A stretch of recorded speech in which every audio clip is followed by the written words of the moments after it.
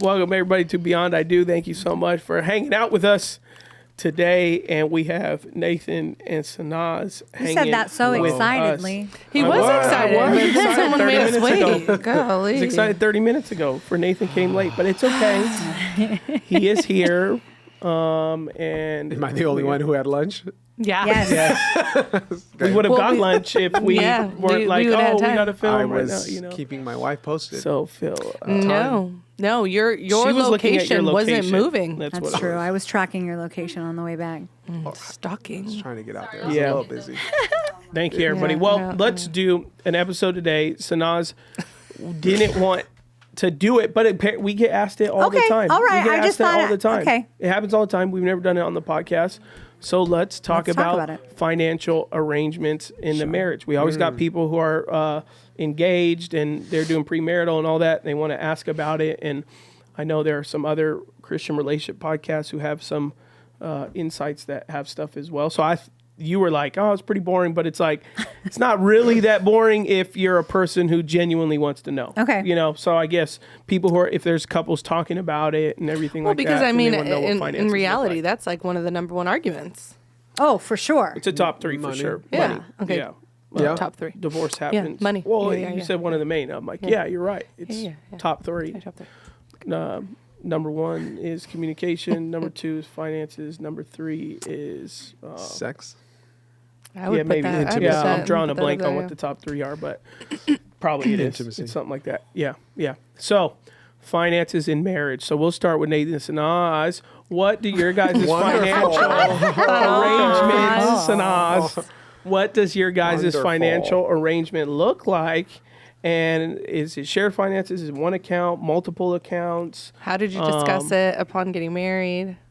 Yeah, yeah. Great. And what advice? Well, what'd you guys talk? What'd you guys talk about on the front end? Because for a little bit of context, what I think is important, Sanaz's family has a bit of a trust, so there was probably some clarifiers in that too. So there was you probably had no choice but to talk. Some people who just Correct. and you guys got Yeah. married For sure. older. Correct. You For guys were sure. older when you got married, so you also Sanaz had a house, Nathan had a condo, We had so to that you guys discuss really whether had or not to- even like a prenuptial agreement. Yes. Like we were in that type of a, which we we shut that down. That was shut down, though. really fast. Nathan probably heard clearly we her. could see. I've never heard the woman's side of like, Right. I'm serving you the prenup. Yeah, for real. Yeah. Yep, there we go. Dang. Nathan was about to bro. be served at prenup. Served And at Nathan said, no, ma'am. He said no.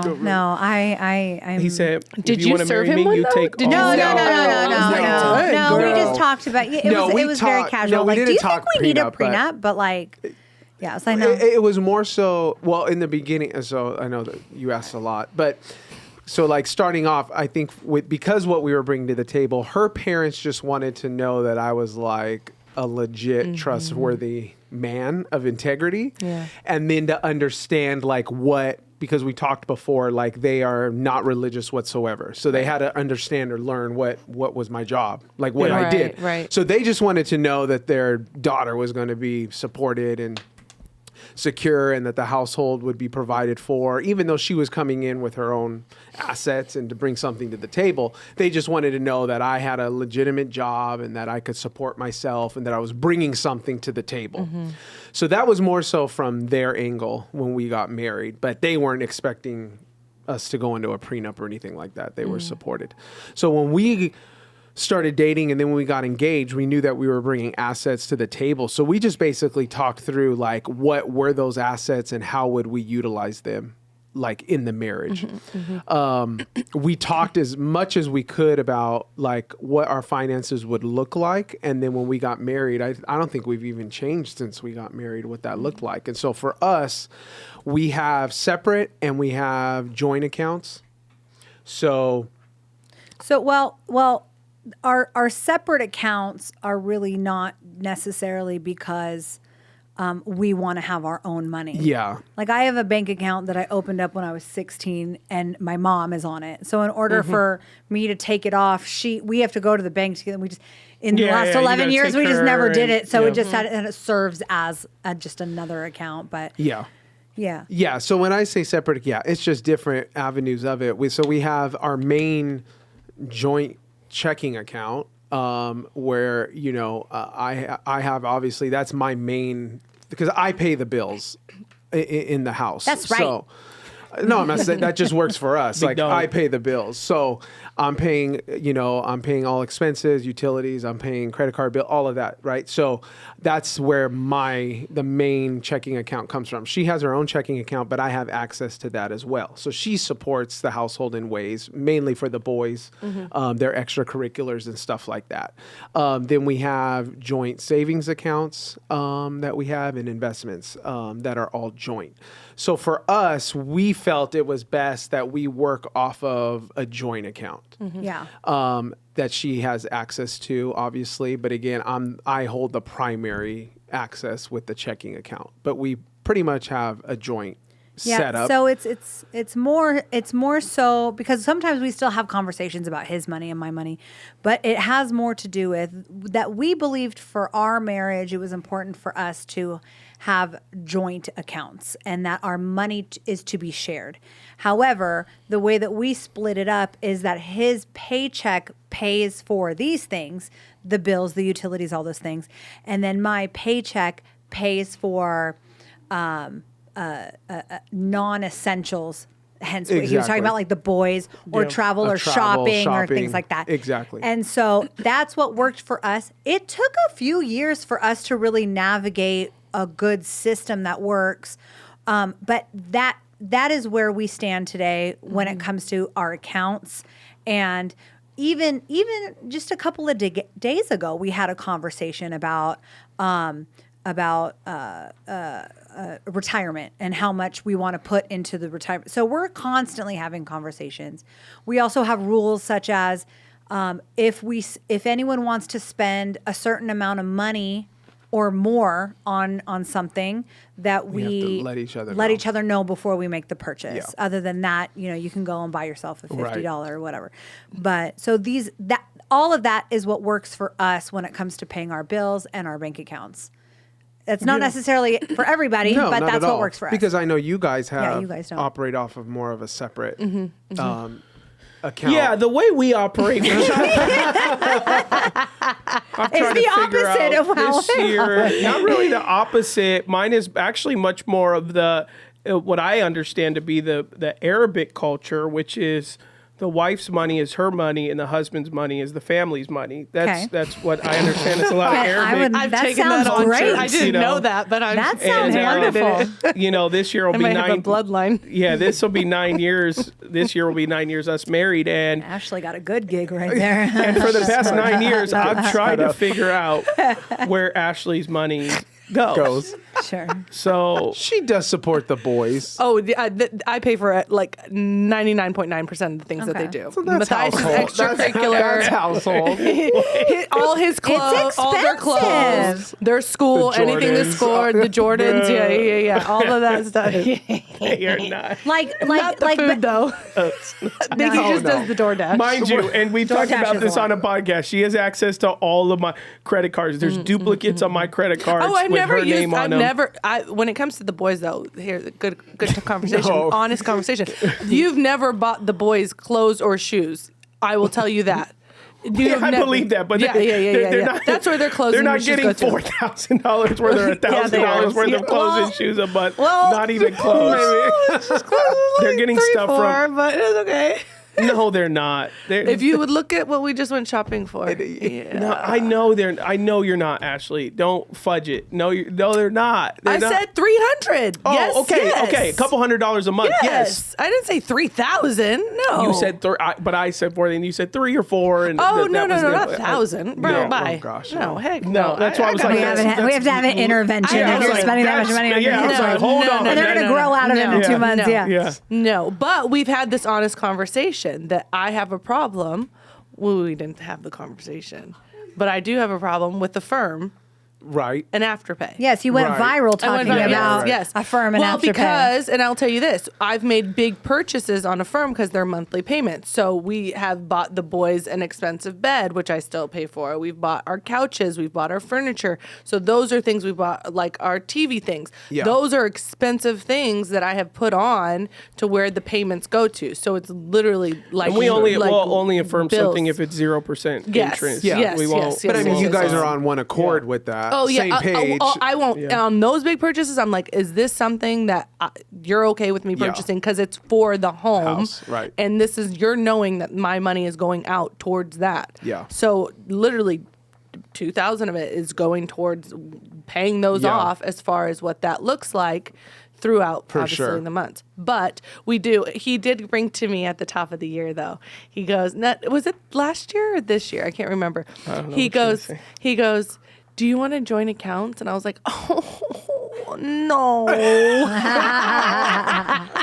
She's got a sweet gig. I said, no, thank you. It's been like that since we got married. Yeah. So But I mean, I haven't had but I any told him- complaints about it. I haven't Yeah, had no. any. I've never told her, you need to start pulling your weight or whatever. But I told him by the end of this year, obviously, it is my goal by the end of this year for us to be on the same account next year. Just because I'm like, I want you to see everything that is spent, me paying down the affirms and stuff like that. I know that for me, it's more so now getting into the thick of things. We told you guys today, our house stuff is Right. happening. There's things that we want to add and put into our backyard. And I'm like, those are things that I know that I financially need to be able to support in that as well. Sure. So I told him, I said, give me to the end of this year, and this is my goal Yeah. to pay down certain things, and this is what I want to do. Because I really do think, for us, I really think it is important for him to know what I am spending it on, because for him to even joke about it, it still does leave some little, like, it does gives me some convictions, because he is talking from his heart, like,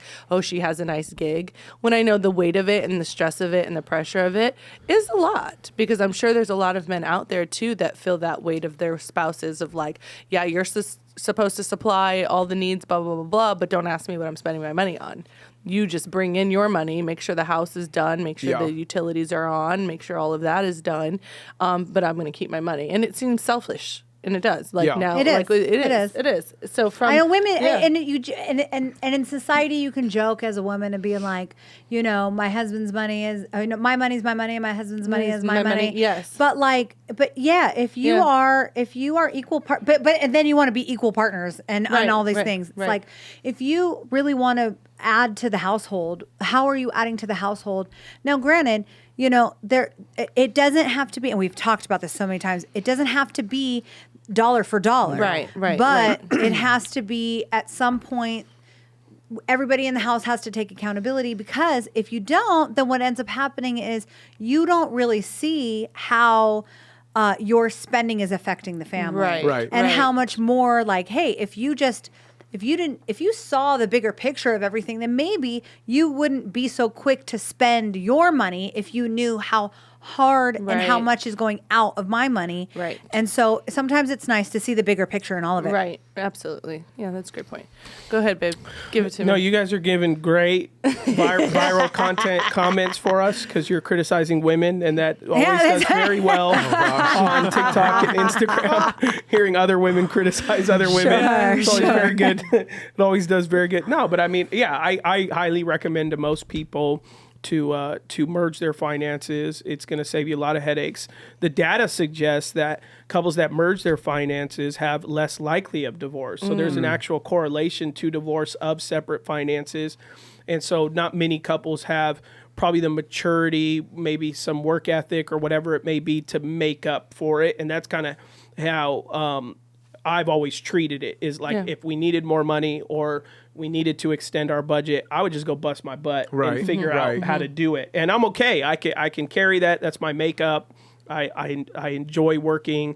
I carry that from my dad. I have a very, very high work ethic. So in the past, if I was like, oh, we need to do this or we want to do this, I'm like, okay, well, not anymore. But in the past, I'd have, these side businesses of marketing and blah, blah, Sure. blah. And I'm like, well, I can get 2 more clients and I'll bust my butt and I'll stay up till 2 a.m. and I'll make it work. And because I also saw value, I'm like, man, my Ashley was great, has been great in the young children sphere, right? So when we had when we've had young kids, that both of our boys, when they've been infants and all that kind of stuff like that, Ashlee did all of the late nights. She did all the breastfeeding. She did. So there was, to me, very much an equal sacrifice. Sure. Where I know other guys where they're putting in all the financial toil as well, but then also they have children, and then the wife's going, hey, you need to cover tonight's. Like, I know guys who the wife only works a couple hours a week. Yeah. He works 40, 50 hours a week, and then they have children, and he also has to pull all-nighters for breastfeeding as well. Now, if that works for your family, great. I'm not here to judge that. But what I know is my wife was great to say, Adam, you bust your butt financially for this family.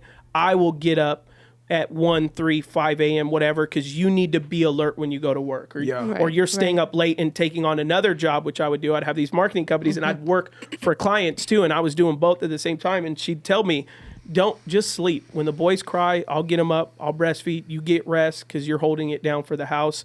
And so I've always appreciated that. So I never really felt like, man, we gotta sit down and talk about this because you're making me do all this stuff at home, and I'm doing all. Ashlee has always been really great to be like, I can hold a lot of things down at home. I'll tell you what I need help with. If you could do that for me, great. But as far as everything else, she really helps be mama bear, even though we're a dual income household, right? So she's not a stay at home mom. Even though she wishes she was. It'd be her dream. She wouldn't know what to do. But we live in California, Sure. and that's not realistic to I'd be here, living but in then I'd go California. home. Right. She'd be here and there. I don't feel like when you being wanted. here today. Goodbye. Bye. Yeah, she'd just walk away. So, but yeah, I mean, in a perfect world, combined finances work. And I know if I went to Ashlee tomorrow and I was like, hey, we need to combine our finances, she would 100%. Say, yeah. But for me, it never impeded. I'm fine.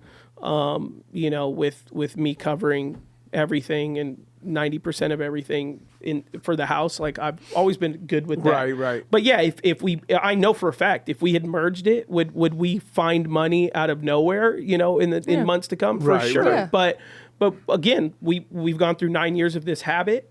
And when you're married, to add new habits in, it takes a lot of work. It'd be different for her. She'd have to, change things on, her own freedom, but on certain things. And then I'd have to also start managing her accounts and all that stuff. So that for us, we'd have to consciously talk about like, okay, this is being a new learning curve. Yeah. So let's do it. Right. But it, in the business of how, tired, like how much we've been busy, and we do a podcast and leading a church and all these things like that. It's like, do we also want to start like figuring out merging the finances? We were like, yeah, maybe next year or the year after. But right now, like, kids are getting fed. Yeah. Everything's It's getting held working down. right now. Making sense. Let's not throw a wrench into it, because it Yeah. like I said, for us, it took a couple of years for us to really understand the sweet spot of how we, like, what bank account pays for these bills, and then what, if we want to travel, what money are we using for travel, and what money are we using for car or for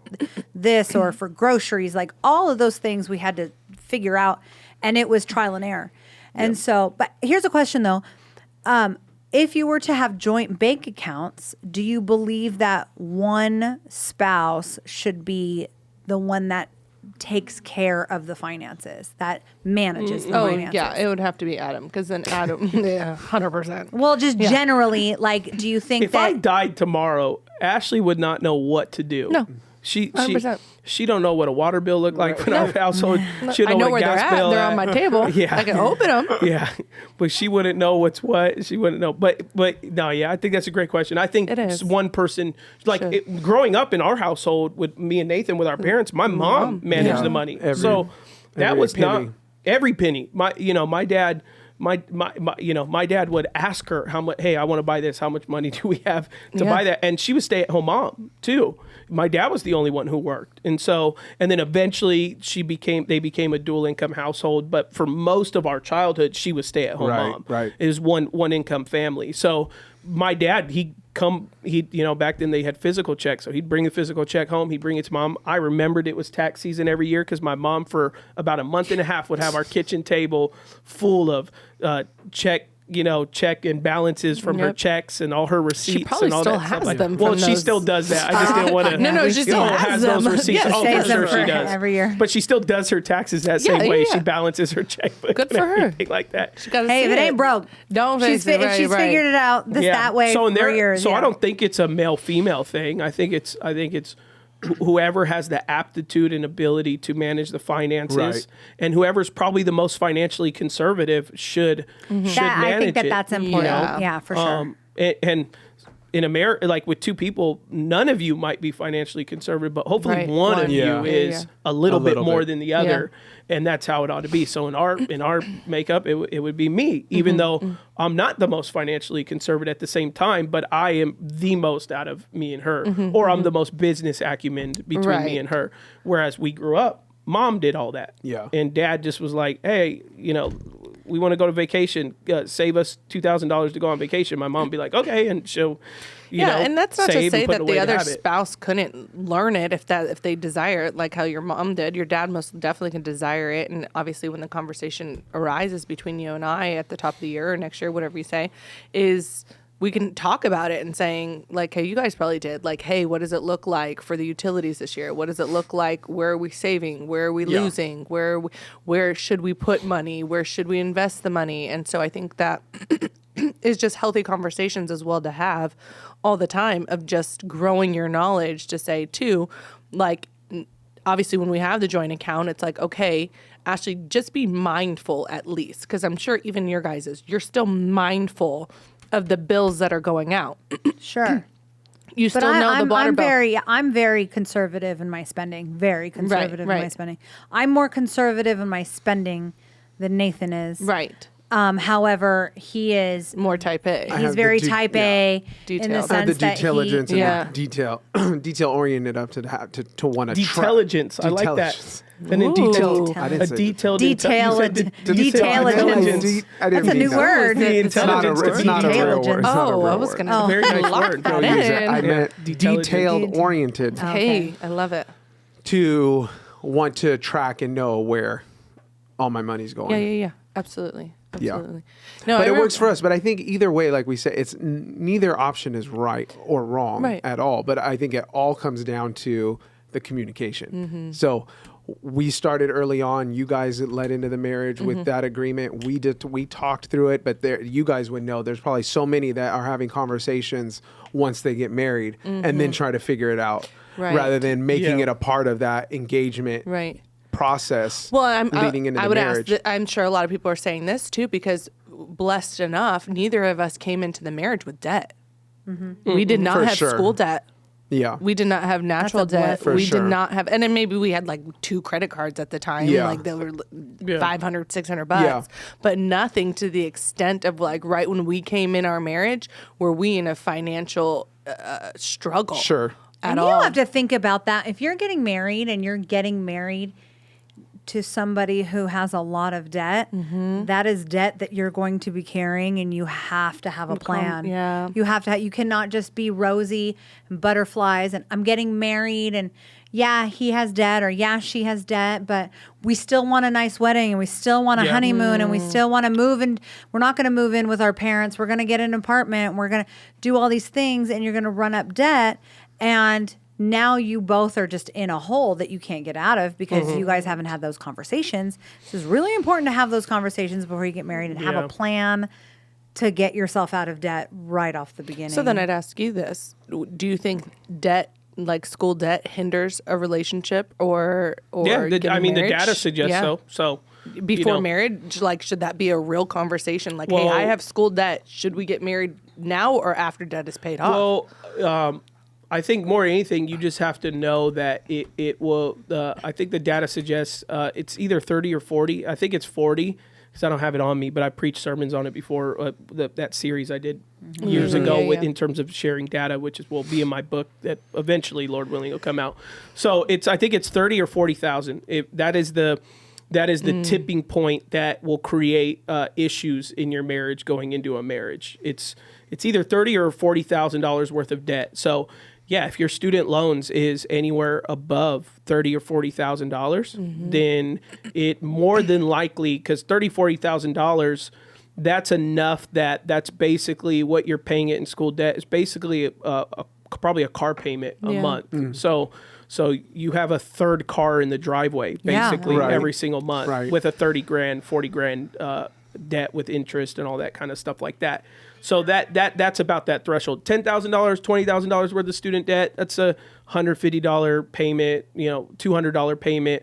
But you start to go into 40 or 50,000 once they add interest on it. You're looking at a 5 to 6. Some people are paying $1,500 worth of student loan debt because 40, 50 would be actually a dream for some people. Some people are walking out with 120,000, and that's basically a 15 to 18. That's actually a mortgage to apartment lease. So yes, the data says that debt going into marriage above that threshold will add towards strife in your marriage. So I'm not saying hold off to get married to pay it off first, but I would say that don't be surprised that it could bite you guys in the butt or it could affect your marriage. So just start communicating, deciding, and get really conservative with your budget. Try to pay that off as fast as possible. So you get a $2 raise at work. Say, hey, that raise is going to go off towards. But sometimes what they'll do is, it's only a 20-year, $40,000 student loan. I can pay this for 20. And it's like, no, just get rid of that sucker as fast as possible. So yes, don't pay that $35,000 wedding. Right. If you got that much debt. Right. Pay it off. And your parents, it's easier said than done because some parents are like, well, I'm not going to give you money to pay the debt. We saved money to pay for your wedding. I feel like they would be well, okay not all. Some parents just want their kids to flex in the wedding. Well, then maybe that's where they learned that that behavior from. Yeah. One of the things that really kind of grinds my gears is I don't mind spending money, but I do not like to waste money. And so when it comes to the debt, and Nathan and I have this conversation all the time, I am never okay with just paying a minimum balance. I hate just paying a minimum balance because all you're paying is interest. And you're not paying any principal down. So, you're paying $300, but really out of the $300, you're only paying $40 of it off. And then you're still accruing interest. So like with what you said, if you've got $50,000 debt, but you're able to get, let's say, $15,000 to pay for a wedding. To pay that off and pay the principal off brings your monthly much, much lower. Yeah. Still pay that same amount that you've been paying so that because you're used to paying that much money every single month, but then make sure that the extra goes to principal, then you can pay stuff down so much quicker. It's such a slippery slope. People do not realize when you get married how expensive life gets. I was told kids are expensive. I had no clue. I had no clue until I had kids, and you got to feed these kids every day. Every day. Did you know you have to feed your children every single day? And God forbid their appetite changes to where you went from Chex Mix to Doritos to then Cheeto Puffs to then apples to oranges to then grapes. And you're like, what the? Well, Matthias' biggest thing right now, 5 years old, he wants sushi. That's you. That's your fault. That is your fault. Sushi's like the most expensive type of food you could buy. Every day he's like, Dad, can we just get some sushi today? I'm like, heck no. You can have top ramen. Sure. Literally. Like, sushi. I got him sushi yesterday because he kept talking about 3 weeks. 3 weeks. And we're like, no. I was like, I'm tired of hearing it. Like, and he tore it up. Ate the whole thing. I'm like, golly. And you're but then it's like, childcare, after school activities, sports. Yeah. Sports are so expensive. You buy shoes, they only fit in them for a month. And then you just don't realize how much money goes out. So we joke about that because as you heard earlier, his paycheck goes to bills and mine goes to the kids. And I'm like, it's the same. Yeah, same. We spend the same amount of money because I'm spending it on these kids. I still got to feed them every single day. And I got to, take them to swim twice a week, which is costing me $200 a month, and that's just for one sport for one kid, and it's just, it can get really expensive. So imagine that on top of a school loan that you are only paying a small amount. You're paying interest. So you're throwing money away. Yeah. And if you can get that paid off before you move into a season where you have a lot of bills to pay, that's going to help you out a lot more because if you're already used to paying the $300-400 a month because you're upping it so that you're paying it off, you pay that off and now you have $400 a month that can go to the children. You don't feel like you're drowning in bills because you're used to paying that much money. Right. And then we haven't even gotten into savings, haven't even gotten into, you know, what happens to your, if you're going to buy a house, what happens to your house when it rains and there's leaks all over the place. And then I know you guys were talking about it on another episode of retirement. People aren't prepared for retirement and people aren't planning for retirement. And I know that seems like so far in the future, but I don't want to work until I'm 90. I don't want to do it. So we have to have all these plans put in place. And it's just one thing after another that if you're not having those conversations about your finances right from the beginning, then you're setting yourself up for failure. And it's just going to be, a hard hole to come out of. Right. Yeah.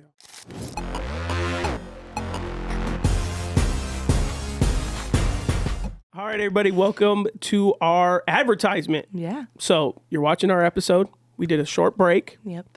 What do we got a little break for, Ashley? Oh, something really, really exciting that when you came home and told me about the news, I was overjoyed and I hope you had 30 pieces, but you only had one, but it's okay. Yeah. We are going to be talking about our new partnership. Yes. With an amazing jeweler. Yes. So we have big news. We've teamed up with the exceptional jeweler, Aaron Barnett, to bring you a unique jewelry experience from precious metals to custom creations. Aaron has it all, whether you're treating yourself or surprising a loved one. So it could be for you or someone you love, okay? Mother, grandmother, sibling, spouse, a loved one. His jewelry is a testament to cherished moments. As part of our community, you get special discounts and a chance to visit his private showroom in Los Angeles. So for anniversaries, birthdays, or just because, discover Aaron's jewelry in our show notes. Elevate your relationships with exquisite pieces from our partner, Aaron Barnett. It's a great relationship that we have because now we can offer great discounts to our Beyond I Do community to hook them up. And so you visit, like we said, visit the show notes and let's get back into the show. Yeah. Yeah, no, you're right. I told you it was depressing. It's not. I mean, yeah, it is. It is. But I think that's why people don't want to talk about money. The people who want to ask about money are usually those like young couples about to step into marriage. But when you're in it, you really don't want to talk about it because everyone has to make adjustments somehow. Like when you get when you get enough people talking about money, like finances and marriage and blah blah blah, everyone goes like, yeah, we could probably do better on that. Or like, so it's very confrontational conversation as a whole, like I know for us, if we took a time machine 9 years ago, we would have merged our finances 100%. Right away. Yeah. But then we just got into a habit where I was just, when we got married, I was already taking care of myself. So I was like, hey, I'm good. I'm paying the bills. Like, you could just, and I gave a couple projects, like if your pay can just pay for a couple of small things, or I was like, just pay your own car payment and we'd be good, and it's like, okay, but then you as you get older and then the bills get bigger, for me, it was just like, oh, I'll just work harder then. I'll work. That's what we agreed to 5 years ago or 6 years ago, and then blah, blah, blah, blah, blah, blah. And then at some point you look up and you're like, yeah, we need to bring this work together, combine this whole thing, We have conversations often about re-examining our finances because we do understand that our finances change, our spending habits change based off of the kids, based off of our lifestyle, based off of, what the house is needing at the time. And so we're constantly sitting down and sort of, okay, where's all of our money going? Yeah. It's Instacart. If anyone wants to know where my money goes, it goes to Instacart and DoorDash. But, having those sit down and not in a negative way of like, we need to budget of just like, let's see where our money goes. And then you're like, I really don't need to spend that much money there. And maybe we could save a little bit more here and things like that. But we sit down and we have those conversations a lot. Yeah. And I think that that's really important. Yeah. And it helps. Takes away a lot of the stress. Aren't there apps too that you could put all of your finances in and they sort of like break down your spending and things like that? Yeah. The problem is nowadays, because I'm going to age myself. I'm doing it. I'm doing the boomer talk. Back in the day when I was a young child, Grammy. You know, you went to the bank and you got cash, and that cash was going to last you a certain amount of money, a certain amount of time. But like credit cards, debit cards, Apple, but now I don't even need a wallet. I have my phone, all those things. Awful. So you are never aware of how much you spend. What comes and goes. You have no clue. And if you're not really sitting down and talking about or looking at that, printing it out and looking at it, we don't do that. You had a checkbook. I remember, had a I had a checkbook. My parents would always make me, when I first started learning money and I first got my job and I was working at the movie theaters, you need a checkbook. Hey, this is how much is coming in, which was like $200. I thought I was rich. Yeah. And then I start buying stuff. I was like, I'm poor. I'm broke. Yeah. I ain't got nothing. But you do the whole checkbook. For sure. I would remember my parents would sit there and do it and be like, okay, let me see the receipt. Let me see what you bought today. And then writing it in and subtracting. And I'm like, this is crazy, to where, like you said, you just go swipe happy and you're like, oh. It's that TikTok that goes around right now where they're like going around to people in their office and they're like, show me what's in your bank account. And then people are covering it. It's like negative $25. What the? I think, and I think here's the way that I think, like, as we're talking, here's how I think, because I marry a lot of people and I do a lot of their premarital, and so we hash these financial conversations all the time. So here's what I think what happens is, predominantly for most people, I think you guys, maybe or not, at least to me from whom I'm marrying, you guys are a little bit of an anomaly in the sense that you guys got married a little older, you both came in with assets, had your own money, both had careers, blah, blah, blah, blah, blah. Where the average person that I'm marrying, if they're 30 and under, they don't really have two pennies to rub together. Sure. So to them, they're like merging our bank accounts. It either goes, yeah, we could do that, or it doesn't make any sense because they have under 5 bills in their life. They go, oh, apartment. Sometimes they maybe even have one car note. It's rare maybe both have car notes. So like, oh, we got a $300 payment here, and we got this. And really they're talking about, and if they're an apartment, mostly utilities is built in that besides one thing or something. So really they're looking at under 5 bills. So they're like, I mean, yeah, we could merge our finances. We don't have to, we could, but we don't, it's so easy to know where the money's going. So they do that at first. And so what happens is, if you start with a bad habit, like what we did, which was, oh, I'll just cover the bills, you can have your money, blah, blah, blah, blah. Well, we said that because we were house poor. So, I bought this house, and literally, like, her and I, for the first 2 years of our marriage, we slept on a mattress. We had this beautiful house in Fontana, but I had literally all my money every single month went to paying the HOA, I had no idea what utilities was going to do to me. And so I'm just like, I'm at zero every single month. She is somehow coming up at zero every single month as well. And so we're like house broke. And then you get older, and just like it is for most people, as you get older and you get more and more in your career, you start making more finances. And so then for us, we just started taking on different financial problems, like this, and you have the kids, and so now you're just splitting and dividing, right? Yeah. So now you went from, when you first got married, you had 4 or 5 bills, to now you're 10 years in, you have a couple children, you're working on a 401k, you're working on retirement, you're getting older, you guys are going to doctors in different ways, your children are going to doctors, you got dentists, they're going to dentists. So then you go, oh, we went from, when we first got married, we had 4 bills to our name, to now we have 25. And you build a habit. And even if you merged your finances, if there isn't a system to it, if you're not just like, oh, well, we'll just do one bank account, but you don't know how it goes to what, or what goes to what. Right. You just go, as long as there's money at the end of the month extra, you can go buy new shoes. Sure. It's like that kind of thing. Yeah. I think that's how it bites you in the butt, because as you get older, you start having children or whatever, it starts expanding how much you owe and what you owe. And if you have a bad habit in there, it just gets worse and worse and worse, which is why I would think that it's number 2 on divorce rate, not because it started out financially wrong, but as individuals grew and new bills came and children came, there was no process for finances. And maybe one spouse who was more financially responsible and the other who maybe spins, they didn't create clear boundaries in it, because when they started, it was just like, this is easy. We only got 3 bills to our name. Well, once you have 25, and you have a bad habit, you're pretty much setting Right. it. We're all Yeah. pretty much set in our habits. So they go, should we change this? Should we bring our finances together, or should you be limited with a budget immediately? You go, no, because I've never had to do that before. Well, it's like things changed. Yeah. You know, like it needs to change then, right? For sure. Yeah. I think that's how it gets into trouble, because most couples I'm always talking to, they're always like, well, it wouldn't be a problem because we don't, you know, we only have a couple bills. And it's like, right now. Right now. Sure. Only a couple bills right now. Yeah. 100%. They're like, all the time, it's like, we have one car note, an apartment, and one student loan. And they're like, and we can cover it. And I'm like, yeah, but, and I always help them work through that. Yeah. Okay. Are you guys using contraceptives when you guys get married? Oh, no. So you guys could get married and you get pregnant any day.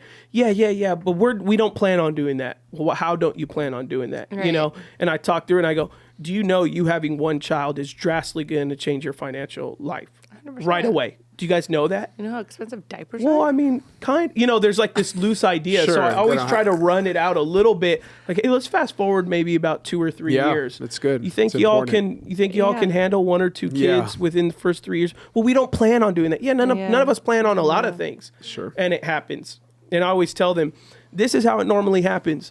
You guys, because they'll always tell me, they go, oh, we're going to use contraceptions or whatever, and we're going to use condoms or whatever. I go, okay, here's how it happens. You and your wife are out one night. You guys are having a glass of wine out in the back porch or on your apartment cup. You guys have one glass too many, and next thing you find yourself, you say, let's just have fun tonight. That's an And that is the one expensive moment. glass of wine. That is the one moment that then, 45 days later, she's taking a pregnancy test. And what went from we don't plan to, because you're married, have fun. Now, I'm not Right. talking about have fun with the wine. I'm just saying in general, have fun, enjoy each other, and and have fun in your sexual life. Yeah. But that's usually how it comes out. The amount of couples who are like, well, we didn't plan on it, but we went on vacation and we just having Sure. fun. Right. And then we got pregnant. I'm like, that's how it can Yep. happen. Yep. That romance, being on vacation together or whatever, Yeah. that's what turns it on. And it went from we don't plan to here we are to, oh, they're a great blessing. And then it comes to, but we're fighting every night about our money. Right. I mean, it creeps up on you so fast. Diapers, wipes, formula. Childcare. Childcare, yeah. is really where, because you're Yeah. right. Like, we live in a time period where you really need 2 incomes in the household. So you don't have the luxury of staying home. So now you're making X amount of money, and 2/3 of that is paying for daycare. Yeah. So now you're only living off of a third of your income, but you're working 40 hours. And a lot of women can have resentment towards that because they want to be home with the baby, but now they have to work. But then most of their paycheck is going to somebody else watching the baby. Yeah. And so now you're working for pennies and you're exhausted. And then on top of that, diapers and formula and food and all those other things. And so that could cause a lot of problems Yeah. if you're not prepared, or at least understand the reality of what that's Yeah, going to what look could like. come. Right, right. Yeah. I'll say this as we close. There is hope out there. So all you have to do is, if you want help, our church that we lead offers that help for free. So all you got to do is go Yes. to alfc.faith, and in resources or somewhere on the top, it'll talk about the church's resources, alfc.faith, and you'll see something called Financial Peace University. So if you want to educate yourself on how to get better at your finances, how to pay, really this one's to pay off debt. And then they have a part 2, which we don't cover, which is on legacy. And you can find that from Dave Ramsey's program, but we cover your first one, which is to balance your finances, get out of debt, all that stuff like that. So if you feel like you're in your marriage and you guys are having this turmoil and you're like, man, we just got to get a grasp of our finances, you can go to alfc.faith. I'm sure Nancy could probably put it in the show notes. And then it's our link to Financial Peace University. I think normally it's either $50 a month or $100 to buy or something like that, but we cover it for you. So you can go What a to blessing. alfc.faith, go to our resources, Financial Good. Peace University, and get a hold of them finances as fast and best as possibly you can. Amen, Pastor Amen. Nathan. So glad you made it. Thank you. It's He said so much. an honor I know. to be here. Yeah. Talk All right. about God money. bless everybody. Bye. Peace.